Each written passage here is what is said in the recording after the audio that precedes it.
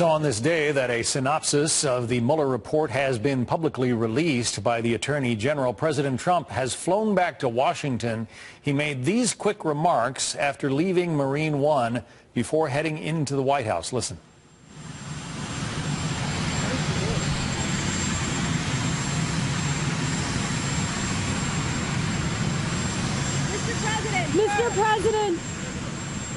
Mr. President, will you ask the Attorney General to make the full report public?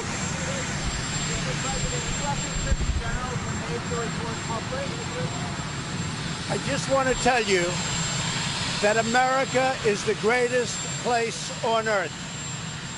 The greatest place on earth. Thank you very much. Thank you. So you heard the shouted questions from the reporters there after the president returned from his Mar-a-Lago estate. They're asking, will you order the Attorney General to make the entire report public? Well, I'm not even sure that the president can order the Attorney General to do that, because the Attorney General is required by law to redact that report if there are elements of it that concern national intelligence or elements that concern grand jury testimony. You can expect some redactions from the grand jury, from the Mueller report, not the quote-unquote full report that many people, especially on the Democratic side, are demanding. The special counsel's report in the hands of Attorney General William Barr. Just hours before its delivery, President Trump came out swinging, insisting there was no collusion between his 2016 campaign and Russia. I have no idea about the Mueller report. We're going to see what happens. It's going to be very interesting, but we'll see what happens. There was no collusion. There was no obstruction. Everybody knows it. It's all a big hoax. I call it the witch hunt. It's all a big hoax. This as Fox obtains new text messages tonight showing FBI officials were concerned about, quote, possible bias of a main source they used in order to get a surveillance warrant on a top Trump campaign aide. And not surprisingly, the text also revealed Bureau brass circulated at least 2 anti-Trump blog articles. Joining me now to weigh in on all of this, former Trump 2016 campaign manager Corey Lewandowski. Corey, I could see you shaking your heads. We'll talk about the FBI because you were right there when they were starting all this. But your reaction to the Mueller report being issued tonight? Look, I think it's a fantastic thing that this witch hunt is finally over. 675 days, 1 year, 10 months, and 6 days, $40 million of taxpayer money wasted, all to show what we knew from the very beginning, that there was no collusion between the Trump campaign and the Russians, between the president and the Russians. There was no collusion, and this report has put a nail in that coffin. And what the Democrats are going to do is they're going to say, well, this isn't the end, it's only the beginning, because they can't help themselves. But what we now know, and what is just broken, is that Bob Mueller is leaving the special counsel, meaning there are no sealed indictments waiting. Right. We know that there are no current indictments waiting. This report is over. It has cleared the president. It has cleared our team, the team that they spied on because they didn't like our politics. That's what this report is now going to show. Corey, how many thousands of times, and I'm not exaggerating one bit, how many thousands of times have Democrat politicians said there was collusion between the Trump campaign and Russia? So often, so many times, with such absolute certainty, doesn't this president deserve an apology? He absolutely deserves apology from both Adam Schiff and Eric Swalwell, who said without equivocation, 100% they have seen evidence of collusion. That's what they've said. And they've said, we're going to wait for Bob Mueller's report to come out so that we can go after it and impeach this president. And that's what really the goal has always been, is to use the Mueller report as a jumping off point to impeach the president. Except now, what the Mueller report shows, and it's very important to articulate, never once did anybody who Bob Mueller was reporting to ever preclude him from doing anything, from stopping him, from talking to anybody, or directing him to not do something. He's articulated that very clearly as been required. We know that he has now said in the report, we're almost certain of it, there was no collusion between the president or anybody else, and there are no indictments from anybody. So anything that Bob Mueller investigated that ended up in a criminal probe happened that had nothing to do with the campaign, whether it was Paul Manafort or Michael Cohen or whoever that may have been. But you also have to remember, they tried to get Dr. Jerome Corsi to sign a plea deal and plead guilty to something he never did. And now that the Mueller report is over, he's free and clear. Well, and again, we have to emphasize that what we are hearing is in the report come from some sources.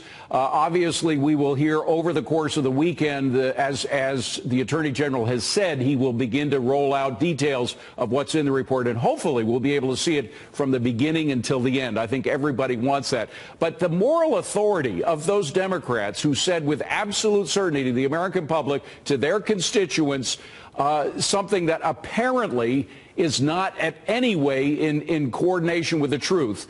I just wonder what has happened to their moral authority as they continue these investigations. They want the public to believe that they have the moral authority to continue to investigate based on a charge that has been proved or appears to be proved false. Well, they're morally bankrupt, clearly, and we have to remember how this whole thing began. Hillary Clinton lost the election is what it came down to. And what we found out was her team took $5 million and hired a former British spy to create this false dossier. Right. That Jim Comey, who at the time was the director of the FBI, presented then President-elect Donald Trump in a one-on-one meeting, and then he leaked that information both to his former law professor and to the media to say that it was a document presented to the president in a classified briefing. That's how this whole thing began.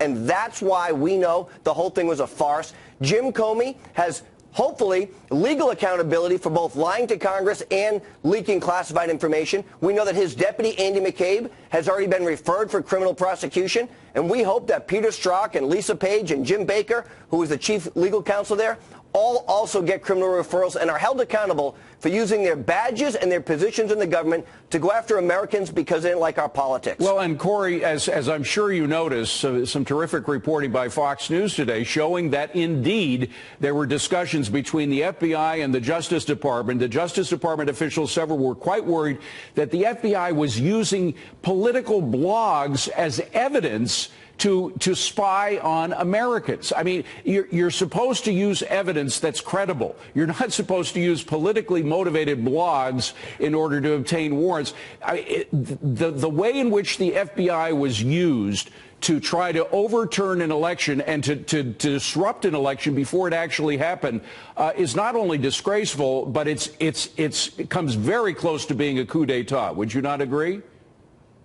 I agree with you 100%, and that's why I would once again ask the president to declassify those certain pages of the last Pfizer application so we can see the information that they use, because we know that the FBI was leaking information to media outlets to then include those in additional Pfizer applications, because the first Pfizer application that they tried to spy on Americans was denied because it was so outrageously against the Fourth Amendment of our Constitution. But they found a way around it. They lied, they cheated, they stole, all because they didn't like the fact that Donald Trump won. They had an insurance policy, and they did everything they could first to try and stop him, and then to throw him out of office after he was elected. Well, using the powers of government, using the surveillance powers of the FBI and the Justice Department to spy on a political campaign, not based on any substantive evidence, but based on political blogs. Somebody's got to be accountable somewhere down the line. But at least the Mueller investigation is over, and I'm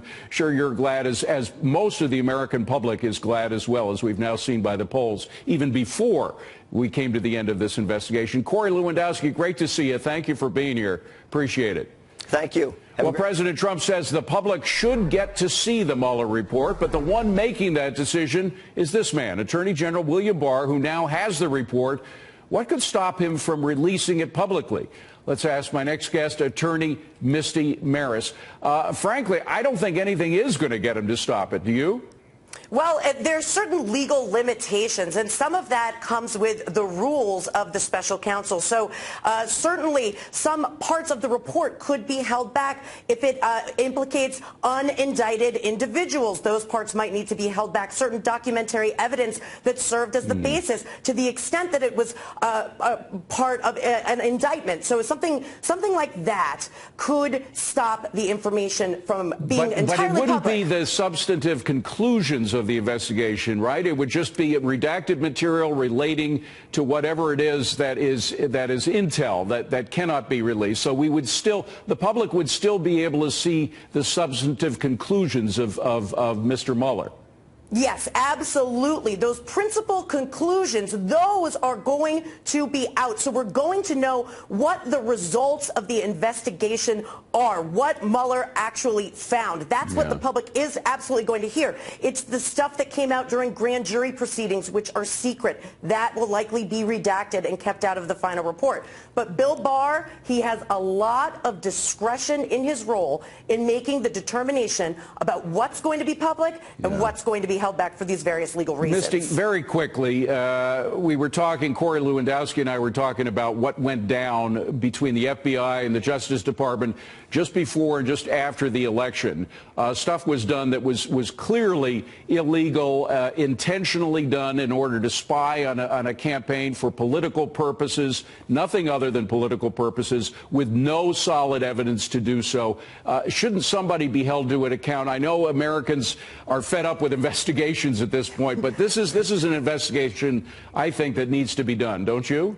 Absolutely. I mean, the blatant abuse when obtaining the FISA warrant and the text messages that you just described in your last segment, David, it's absolutely deplorable. We're losing credibility with the feds. I mean, it's terrible. So certainly there needs to be an investigation. I said from the beginning, this should have been the focus of the investigation, this bias internally at the FBI. And certainly someone needs to be held accountable and get it back on track.